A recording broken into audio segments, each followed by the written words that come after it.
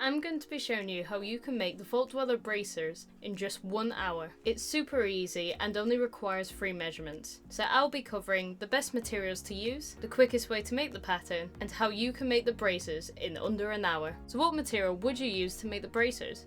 When looking at the materials that they use, it looks to be a leather, but leather can be quite expensive. So some other options that you have that are a bit cheaper are a faux leather or a leatherette. So these two materials are often quite good if you're trying to find something that's really similar to leather but not as expensive. But the main differences between these two materials are that the faux leather can often have a stretch and also be cheap, whereas the leatherette is a lot more sturdy and is a bit more costly than the faux leather. So these can be your two other options rather than actually using a real leather. The one I'm going to be focusing on for this make is the leatherette, since I had some spare, so I was reusing that to make these bracers. So now we've got the materials covered, what are the measurements that you need to be using? So the measurements you'll need is your wrist measurement, the length you want the bracer, and your forearm circumference. And these are all the measurements that you need to make this bracer. So what does the pattern for this bracer looks like? And as you can see, the bracer seems to just be quite a simple shape that goes all the way around the wrist, and once it gets to the fastening, it just goes into itself.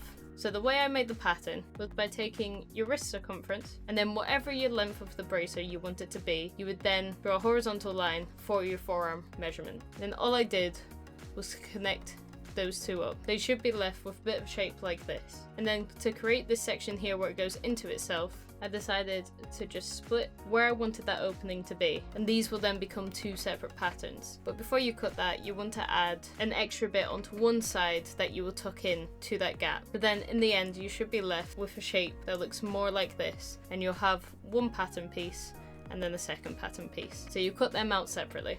So now it's onto the making, and this part is super quick. So all you want to do is cut out your fabric of those 2 parts of your pattern. For this I used a rotary cutter just because it gave it a nice clean edge. So once you've got your pieces cut out, you're then going to top stitch the longer edges of those pieces. You're going to do this for every single piece. When you get to the corners, it can be quite bulky, and I would recommend getting a leather needle if you're using leatherette for this. So once you've got those pieces top stitched, you're then going to cut out this long strip for either side of your bracer, and then all you're going to do is pin that along the 2 pattern pieces. Then you're going to stitch them together, and this connects the 2 pattern pieces together, so you'll be left with a nice opening for you to fasten your bracer through. And then any excess fabric that you have along that edging, you can just cut it down. So once you've got your seam allowance cut down, you'll flip over that bit of fabric, and then where the seam is, you'll stitch just along it, and this is how you stitch in the ditch. And once you've done that, you'll be left 2 bracers that look like this. And then all you need to do is add a fastening. Now for the fastenings,